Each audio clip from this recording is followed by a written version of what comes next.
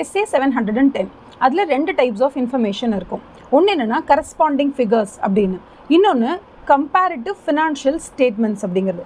Comparative financial ஸ்டேட்மெண்ட்ஸுங்கிறது 2024 financial statement நம்ம present பண்ணும்போது அதுக்கு முன்னாடி ஒரு காலமை போட்டு இதுக்கு முந்தின வருஷம், for example 23 year ending, 22 year எண்டிங்னு முன்னாடி ஒரு 2 காலம் ஆட் பண்ணி இந்த வருஷத்துக்கான டீட்டெயில்ஸை போடும்போதே அதே மாதிரி போன வருஷம் அது என்ன அமௌண்ட்டாக இருந்ததுன்ற closing balance, that is last இயரோட க்ளோசிங் பேலன்ஸு இதில் போட்டுக்கிட்டே வருவாங்க. இப்படி எதுக்காக போடுறாங்கன்னா கம்பேரபிலிட்டிக்காக போடுறாங்க. யூசர்ஸ் ஆஃப் ஃபினான்ஷியல் ஸ்டேட்மெண்ட் அந்த ஃபினான்ஷியல் ஸ்டேட்மெண்ட்டை படிக்கும்பொழுது அவங்களோட புரிதலுக்காகவும் அவங்களோட கம்பேரிட்டிபிலிட்டிக்காகவும் கம்பேரபிள் பண்ணுறதுக்காகவும் அதை போட்டிருக்காங்க. இது கம்பேரிட்டிவ் ஃபினான்ஷியல் ஸ்டேட்மெண்ட்.